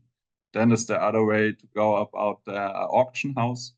It's like 28% of the market at the moment, but you have to wait to the next auction, and you don't know what the result of the price will be. And the auction house have fees from 10 to 25%. If you have higher value, you have less fee, and the other way around. So you really have each channel you want to sell, you have really big problems. And on the other side, if you want to buy it, you have the primary and the secondary market a little bit more. There it's more cheaper for you to buy it at the auction house at the moment. And because you have no alert about fraudsters or something like that, the retail stores are really high taxed. So it's not the best opinion to buy it. And directly from customers, you only have the big problem with the high fraud risk. And not only the customers have it, the retailers as well. And we see one solution in it. So I share it a little bit more, that you can see everything. We want to do the tokenization once time for the customer. The customer gets it in his wallet or depot. And we are also close to the BX and the Ethereum, that we want to have the normal brokerage service for it. At the moment, the license of the BX is not ready. Because of that, it's the soon opportunity up to there. And we see a really easily process with this, that customer sells diamonds to other customers without fraud. We give our customers the best price guarantee. The customers have real-time prices. That's something like in that market is not available at the moment. The customers don't need to have the physical storage of something or that. And we have really low cost structure, like an ETF or something like that. And that's the way we want to do it. In this case, I have to tell you that I'm an exchange-traded broker. I learned it in 2009. So I think it's more my mindset to make things easy. And I think for the customers, it's more easy to sell it in real time. You can see it at the exchange. You see who wants to sell it. How many are at the moment for selling. And so at the moment, the market, who is really a fraudster market, can hopefully get, yeah. That's everything from my side. All right, thank you so much, Fabian. I guess we can just move directly to the fireside chat. So those of you that were previously on, yep, if you could all rejoin. Perfect. So we have a few questions, a few themes that are reoccurring. One of them is the choice of blockchain and security token standard. So there was one person asking about the difference between ERC20, 1404, 3623. How should they choose? And someone else was asking about why is Polygon very popular amongst the DigiShares community and not Ethereum as opposed to Ethereum. So I would like to ask you all about your thoughts on that front. I don't know who would like to start. Marek, thank you. Yeah, so I probably we should be the last person to answer because we didn't start operating yet, but we are making this decision really soon. And I think that it depends if you want to offer these tokens to big institutions, which are operating probably in Ethereum, they know and they trust it. So actually, everybody who's asking this question should go to DigiShares YouTube and watch the earlier event, which was actually about it. And people probably choose Polygon because of the lowest fees or no fees. And there are much more other blockchains which do this, and now they are reaching to the clients. So yeah, so shortly, I think people use Ethereum because they know it, but it's expensive, and use Polygon because it's cheap. I think that's all from my side. And yeah, back again to the previous DigiShares webinar, and it's all said about it. Thank you, Mark, for mentioning that. I think it was last month or the month before we did a webinar focused on that actually with so there was someone from Polygon, someone from that's working on the Bitcoin Lightning. We had a Polymesh and Provenance, which are specific specific blockchains built for the purpose of security tokens. Actually, it wasn't Bitcoin Lightning, but Liquid. So yeah, feel free to check that out. And Daniel, would you like to answer this question? Yeah, maybe I will add one more thing. Definitely, it's about the expenses, what you have connected with the trading and creating the tokens. Yeah, because if you think that the tokens which are representing the actual property will be similar like shares and will be exchanging on the regular exchanges very soon, it means that you will have to pay the fees, which will be either you will pay Ethereum or Ether, or you will pay the Polygon fees. It's that was the difference. When we discuss some projects where bigger tokens, bigger value tokens, the clients was asking if we shouldn't use the Ethereum network, because then it might be better proof of the security and so on. That's why. Got it. Tomas, you have also an answer? You're on mute. Sorry. I want to make a distinction between on the one hand, why we have chosen Polygon, right? Apart from the scalability and the low cost, we have certainly also from Polygon seamless support on cross-chain compatibility, which is extremely important because from our perspective on the secondary market, we want to list almost every token. But what we see that 90% of the tokens being issued are EVM compatible, and that's what we are together with Polygon. And we got great support here from the Polygon guys as well. And they do have what the developer said, a friendly ecosystem and super support from Colin team plus all the tech guys, and certainly they had a bit of a shake up the last couple of months, but I think a bright future still for Polygon. And what we see on the issuing side, that the large issuer having 50, 100 to 400 million on money market fund or fixed income side, they are doing multiple chains. So in any case, they are splitting, they are betting on different chains and distributing via different chains, which makes sense from a large issuing volume as well. Perfect. Thank you. Anyone else have anything to add on this topic, or should we move to the next? All right. So we had some we have some other questions regarding the payment methods. So stablecoin versus fiat, or any other type of crypto. What are each and every one of you accepting in terms of payment methods, and why and where do you see the market going? So I don't know, maybe we can start with Jamil, for example. We put a lot of thought into that, and what our market research, especially in Oslo, Norway, said is that we need to have a little variety, to be able to fund our projects.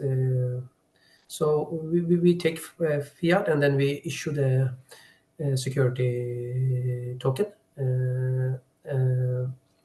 It takes a little more time because then you don't have the the atomic settlement. They have to transfer to our bank account, and then we confirm, and then we issue the token. And also we will do stable coins because it's a little important to have a little control of the volatility. Volatility. Yeah. And the second thing is, for one of our startups, we are thinking of issuing ourselves, because it's a special tech startup, and then we are thinking of issuing our own ERC20 tokens for the payment structure within the app we are developing. And so we are thinking of even issuing that and taking that as payment for issuing the shares of that startup. So this is the approach we have towards it. Go a little broad, but still have a little control on the spikes, so to speak. Yeah. Okay, thank you. Does anyone else have an answer? I can go. I can go if you like. Since beginning, we are taking the fiat currency. Yeah, we have a local one, and we have it's a Czech crown, and we also taking the euro on our platform. But we see that there is also needs to add another payment possibility. Just now we are integrating the Confirmo, which is a payment gateway for cryptocurrencies. Yeah, and our clients, I think that next week will have a possibility to already pay with a crypto. For us, it's good because we will receive not the crypto. If we choose so, they will automatically change to fiat currency and sending to us because we are buying the properties with the fiat currency. Yeah, it means that for us, it will be a new possibility for clients to pay with this alternative. And I'm curious what will happen, how the people will react, if there will be changing crypto for the tokens which will be represent the property. It might be interesting test, and if we will have a chance to speak in half year, maybe I will have some data as well. Great, thank you, Daniel. Anyone else have some feedback on the means of payments? Yeah, Thomas. Yeah. At least I can share what's done on our platform.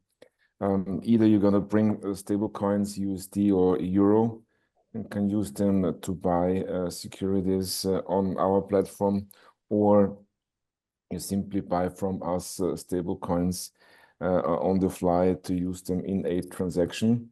So as I said earlier, the atomic settlement certainly needs to have blockchain-based assets on our chain, on the smart contract, to kind of swap and deliver into the respective wallet. However, what I see is also interesting we have credit card and bank transfer.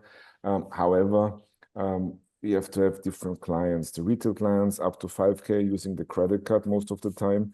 Then you have the 10 to 50K kind of affluent retail customer who is likely to use a bank transfer. And then you get a phone call from the 500K asset manager who wants to have his, this kind of support in a way of getting the 500,000 converted into a stable coin, be actually in a custodian or be with a certain custody wallet and activated for trading. Interesting, I find also, and maybe you have answers for me in this respect, we see still about 50-60% of the dividends are paid out in fiat to an IBAN account, and the rest either in a cryptocurrency or the token itself. So maybe there's also an answer from the audience how they see this kind of dividend payment in what currency. Yeah, anyone feel free to answer. It's a good question. Any thoughts by anyone? It's interesting how the dividends are paid, because I will see the BlackRock that they are paying the dividends to the wallet in the new issuing tokens which are connected to their builder, and it's also the one strategy which you might use it. Which is perfect for us, because on a secondary market, you have to take care of who is actually holding the token at the time of a company event when a token is distributed. So you're going to distribute it to the right wallet. And then if there's a fiat, or if you're going to have the dividend payment in fiat, then certainly what you get from our platform is the information about the customer and this fiat account in order. You as an issuer can securely deliver the dividend to the right person, meaning to the one who is holding the token. Maybe Thomas, just quick reaction. From our point of view, it was since beginning we want to give a client's possibility to not to be attacked too much by the technology. We want to give them the possibility how they are going to the market, and instead of buying the shoes, for example, they buying the piece of a property. Yeah, in our case, it was our clients can buy 3 different property in 3 different countries in 15 minutes. There is no problem.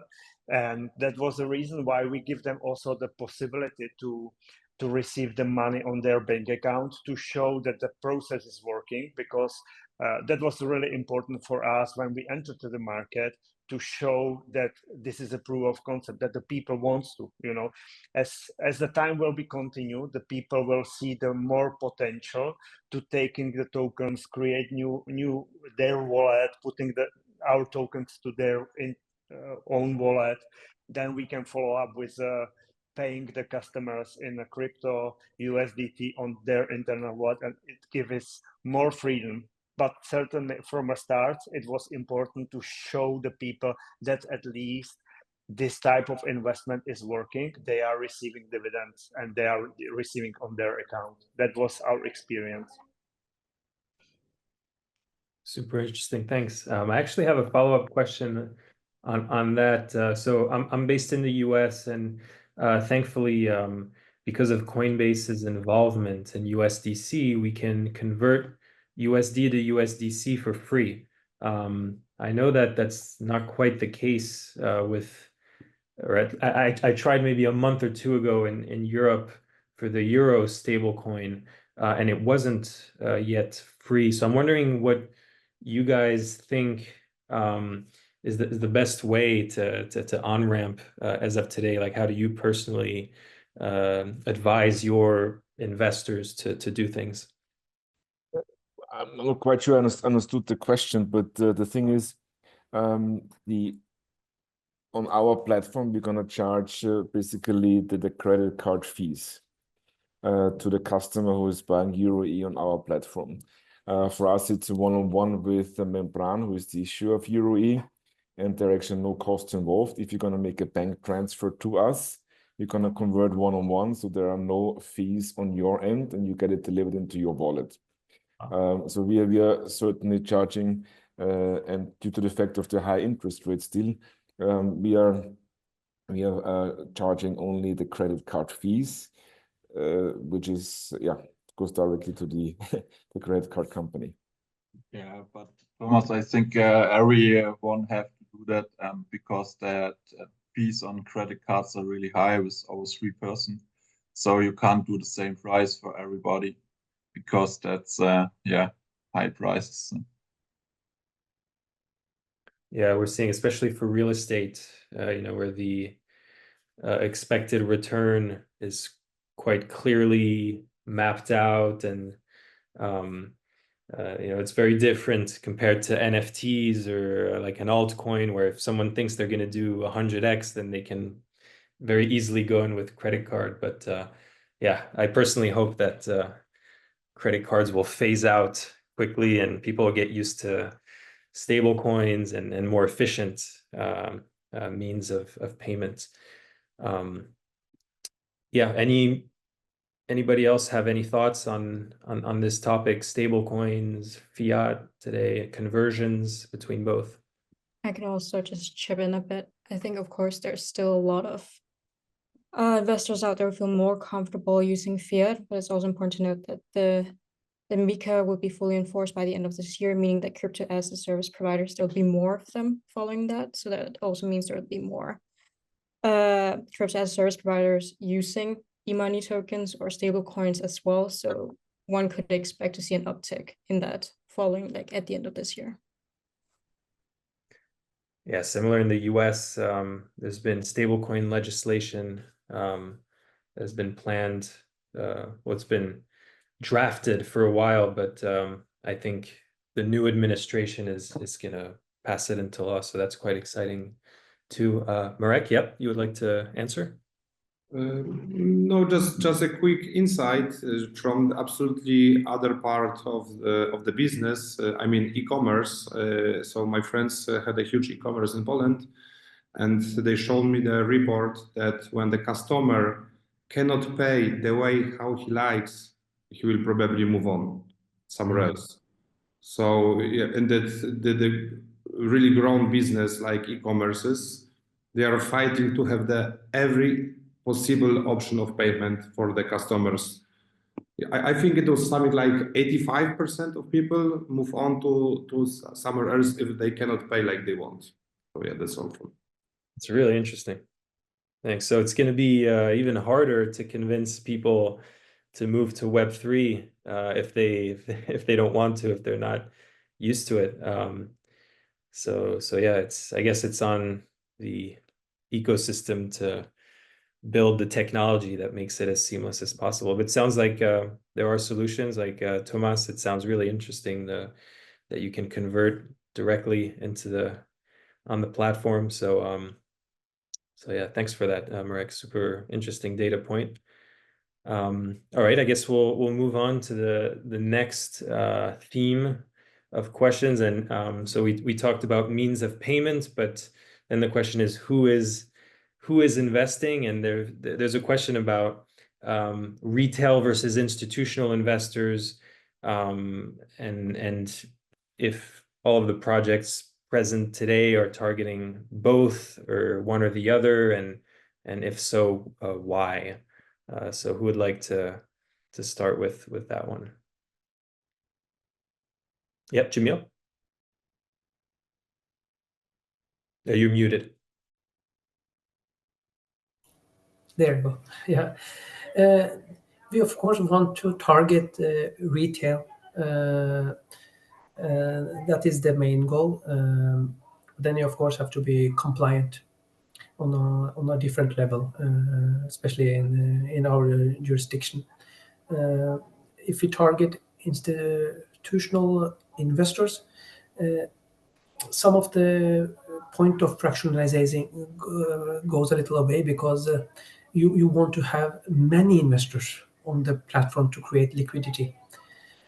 So the end goal here is to go retail as soon as you are ready for it and you have the setup for it, both regulatory and team-wise. And targeting institutional investors for single companies like us is also more difficult, because they have such optionality to choose from, the institutional investors. So we will be a small fish in the pond for them if we have a single asset SPV. So the goal is to set up the legal structure in such a way that we are able to target retail investors without too much complexity in it. So the cost will also stay down. So the yield they receive will be interesting enough, so to speak. It's interesting. So you said it's harder to target the more institutional or larger investors, and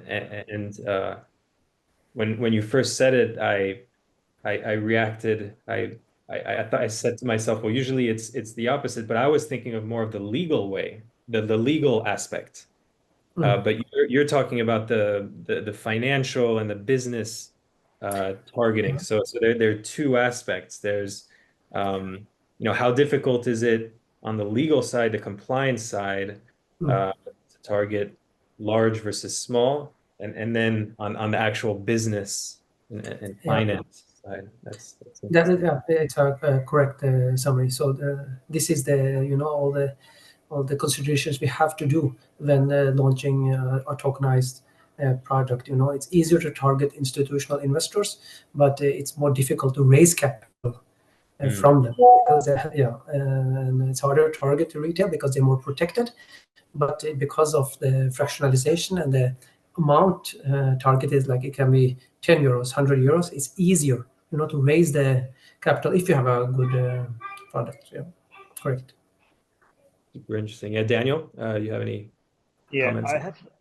We have quite after 1 year experience with the retail investors on our platform. We see that the product and the fractionalization is exactly what they was looking for, because they can invest in various property across the Europe on our situation. It means that it diversifies their portfolio and their risk. It means that it's easy to invest in various properties. Our clients do so. It means that usually clients, if they start invest with us, the next property they are investing as well. Also, we find interesting thing when we survey them, that we have let's say 20% of the first-time investors. They are the people who's got the money on the bank accounts. Usually the money on the bank accounts, they are losing their value. And if the people are ordering, they believe in our case in the property business. Yeah, they understand the value of a break, or they can imagine what's the price for a flat, and then they can invest but the market was blocked for them because the amount to buy entire flat for as an investment flat, it was difficult. With the tokenization, or basically with the fractionalization, it's much easier. Yeah, and the tokenization giving one more level to possibility how we are trade with the properties. This is one part what I see, but I also see that there is a lot of possibility to the institutional investors, because, for example, we are discussing with some clients who wants to sell the hotel in entire value 100 million euros or dollars actually, and they can find the one big investors for 100 million, but they are thinking if it will be cutting in the small pieces, they might have a better chance to find a more institutional investors who will finance entire hotel. This will be another possibility how to structure new deals for future, as the people will get more the technology side of the tokenization. And I think that the market will come very soon to this one. Great, thank you so much. Any more comments or answers on this topic? I think I recognize the mindset switch from the bank CEOs and so on. A long time I think you all know it, that the banks were make it really difficult for us to start a tokenization company.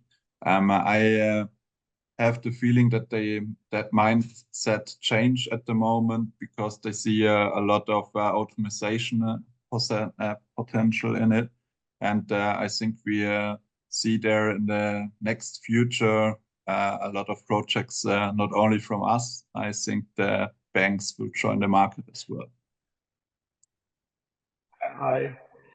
Fabian, I fully agree with you. Just recently, 2 weeks ago, I've been in a conference.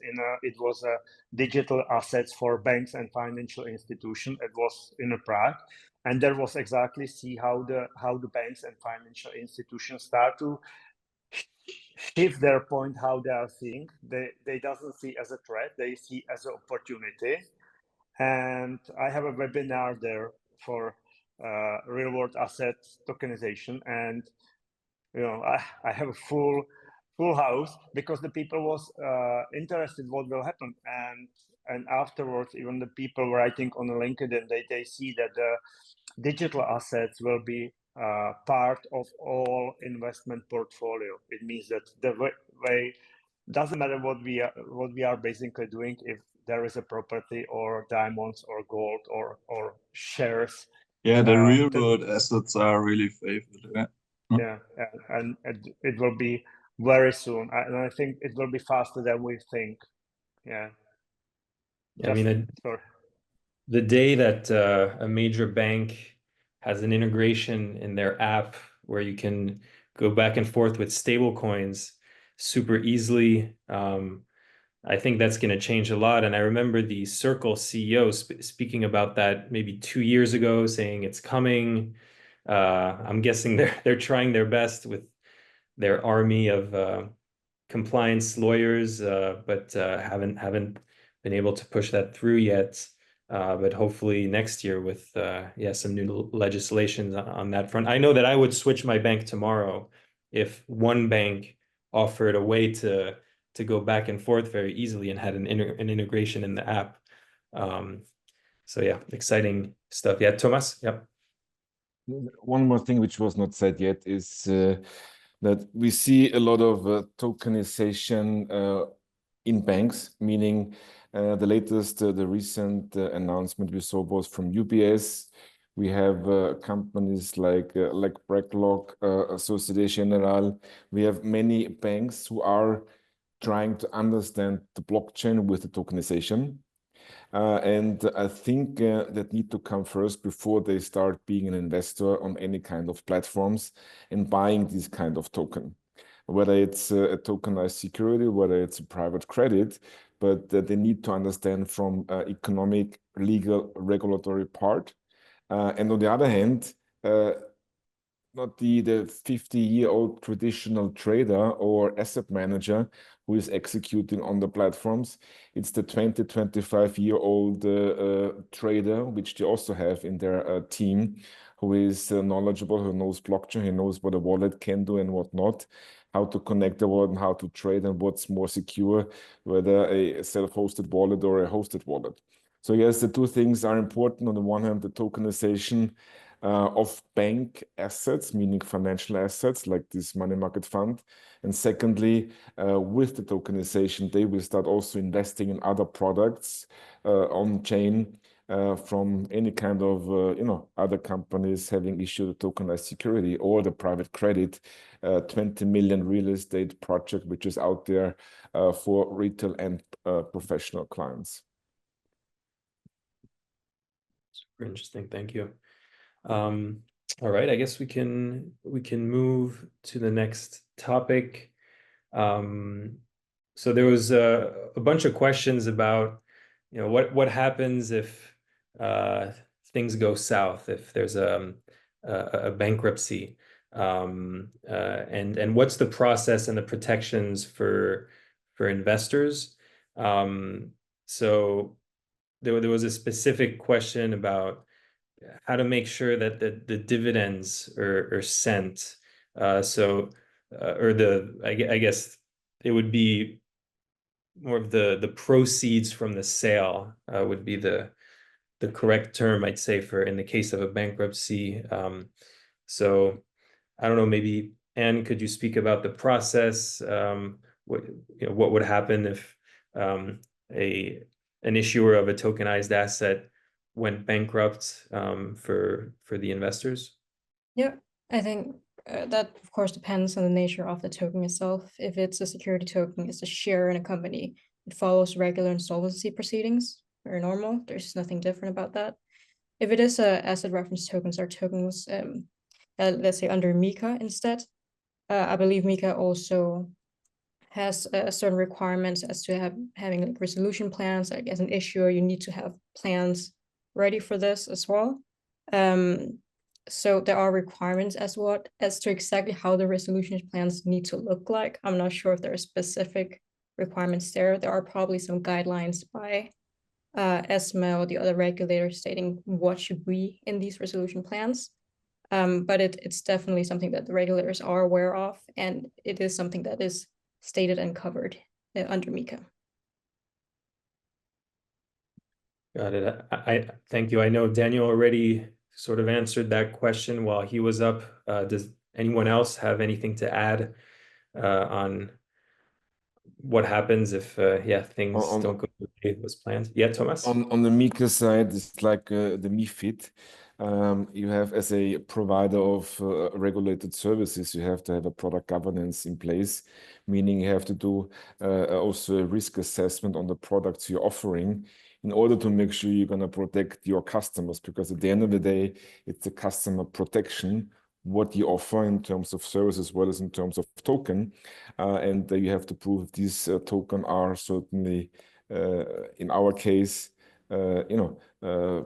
certain product governance and as well as a risk assessment, which makes sense for you as a provider to offer this on your platform.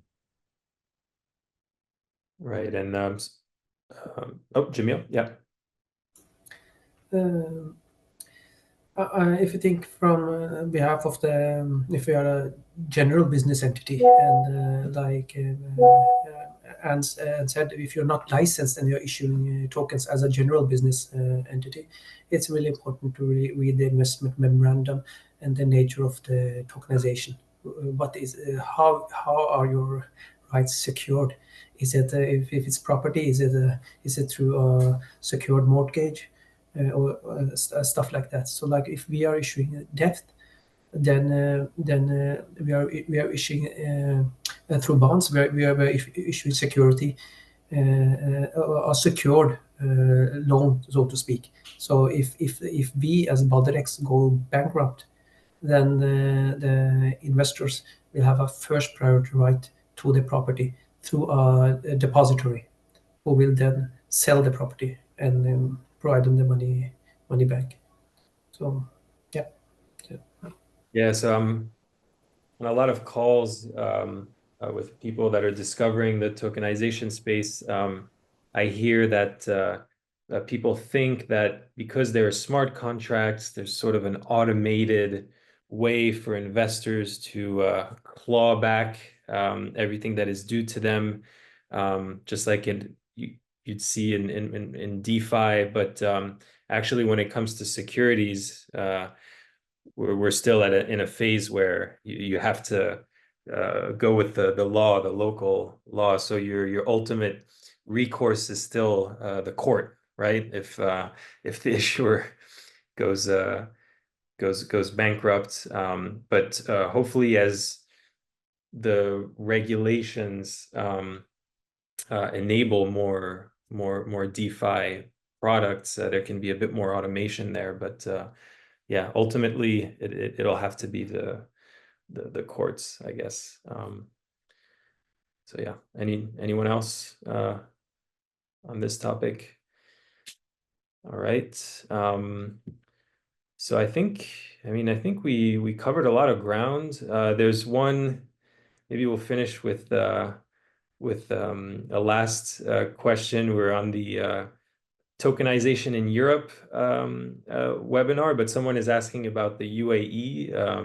Is Dubai a good jurisdiction? So maybe does anyone have any experience over there and how it compares to Europe? I can jump in. Yeah, Klaus. Hey.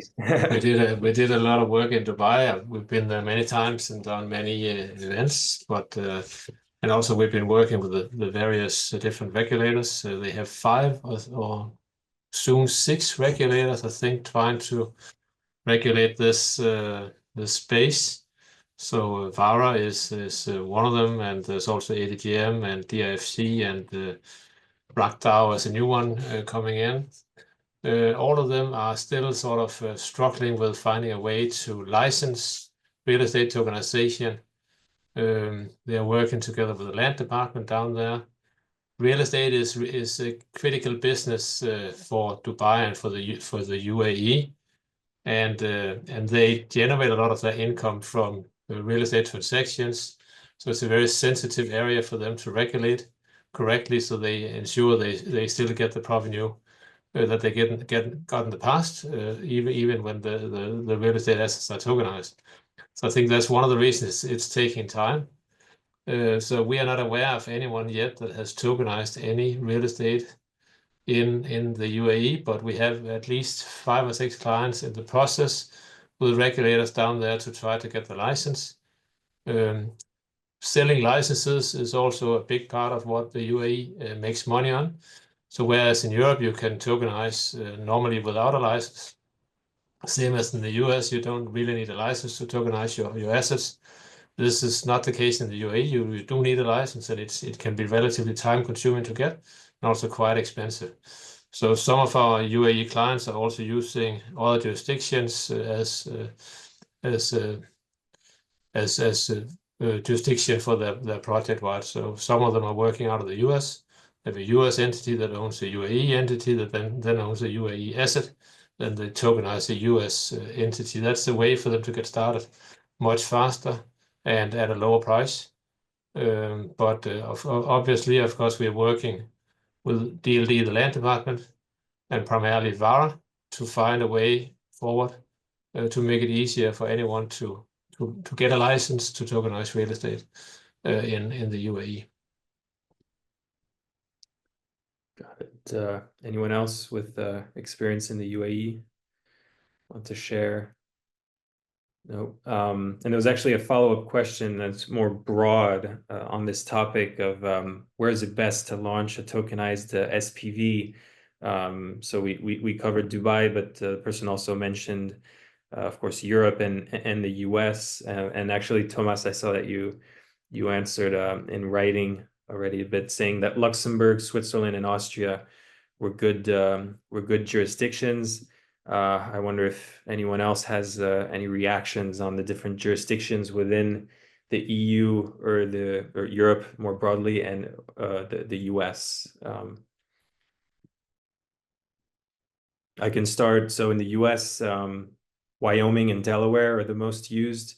Wyoming's been a real trailblazer in terms of Web3 regulation, and Delaware very quickly followed them. So usually it's either of those states. And in Europe, I guess, yes, Thomas said Luxembourg, Switzerland, Austria. Any other that anyone would recommend?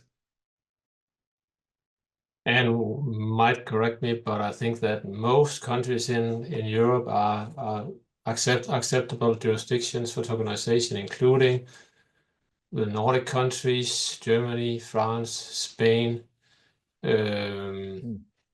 Austria, many countries. I think most of the countries actually support it to some degree. So you can find, I would say, ways to do it to move forward in most countries. But hopefully Anna agrees. Yeah, I mean, as I mentioned during my presentation, some of the regulators in the different jurisdictions treat securities, just traditional securities, differently. And so security tokens might not necessarily be part of, or might not fit the current securities regulation. There are regulators who use the numerous clauses principle, which is like they already state specifically what a security is. And if security token definition doesn't fit that definition, then it's not really seen as a security. So that could lead to confusion, you could say. I will say that jurisdictions like Luxembourg and Denmark has been very clear with the regulation concerning security tokens. So, for instance, in Denmark, they amended the law so that in the capital markets regulation, it specifically states that securities, including securities with the use of DLT, is blah, blah, blah, blah. So they've been very tech neutral in their approach, which in some ways could be quite good for the issuer, because then it's just there's a lot of regulatory clarity there. Whereas in other jurisdictions, they haven't been very proactive in defining exactly what a security token is and what a security is, which makes it a bit harder, I guess, for the issuer to figure out whether they're being compliant with the law or not. So that's required. You're cutting off a little what bit. I see on clients is that Luxembourg tends to, can you hear me now? Yeah, but we couldn't hear you for like 20 seconds. Oh, okay. Well, if I have to say it in brief, securities regulation definitions varies. Luxembourg tends to be very clear about these things, so I understand why it's been recommended. It's very popular if you're thinking about doing an investment fund, because they already have the infrastructure for it. It is a bit more expensive than some of the other EU countries, so that's also something you need to put in mind when figuring out whether you want to establish an SPV in these countries. But yeah, in general, the consensus is that once MiCA is fully enforced, and we have a regulation that says that financial instrument is not under MiCA, but should be seen as under MiFID and traditional financial regulation, then there hopefully is a bit more a harmonious approach among the different EU countries as to how to treat security tokens. Yeah. Thank you. Fabian, any comments? Yeah, a comment to that, because it's only a few months ago we had the same discussion on our side. I think you don't only have to watch where are the best country and legal opinions. I think you have to look what is for the customer the best way. And in our case, the brand with Switzerland and diamonds and gold and something else, everybody know that Switzerland is a safe country in the world. So you also have to recognize what brand you want to give your product. Yeah. I read a lot with Costa Rica and so on. I don't know if that really is the long way decision to stay in that country. Maybe the cheapest way, but I don't know if your customer will accept it. Yeah. Just other opinion and the question. Thank you. And Daniel? I have one interesting point, maybe from the Czech Republic, yeah, because I was asking yesterday our lawyer how the Czech National Bank sees the regulation from this perspective to the securities, what is under the MiFID and what is under the MiCA regulation related if you put on DLT. And the answer was that in case there is a private DLT, like one company already have a license for it, it's under the MiFID. Yeah, in case you were putting on the public blockchain on Polygon, for example, then you will be regulated under the MiCA regulation. And it's not the same how the ESMA sees in Europe, at least what my lawyer says, but this is a local explanation of the rules, how they will see it, but also can change it after they will be appointed as the regulatory, because we are still waiting for this one, that the Czech National Bank will be the one who will be decided about the regulation and where we will apply for the regulation. And one more point, it's we were discovering how is it working in the UK, and I think that UK is still waiting what will be happen in the Europe. They are more there was a first reading last year in the parliament, but I think that they are waiting what will happen with the MiCA in Europe. And I think that they will have a point of view that in case it's a financial product, it will be regulated by the financial rules. Doesn't matter if it's on blockchain or not. Yeah, this will be the like a golden rule.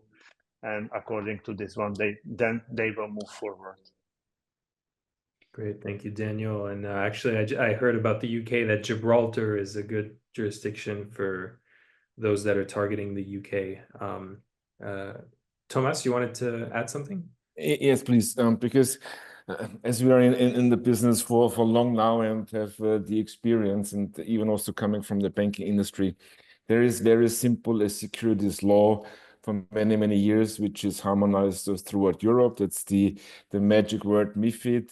A financial instrument is clearly designed and described what it's going to be, whether it shares, bond, fund, alternative investment fund, a commodity, CFD, certificates, and you name it. If this kind of is a financial instrument, then it applies to security law, the MiFID. No matter is it a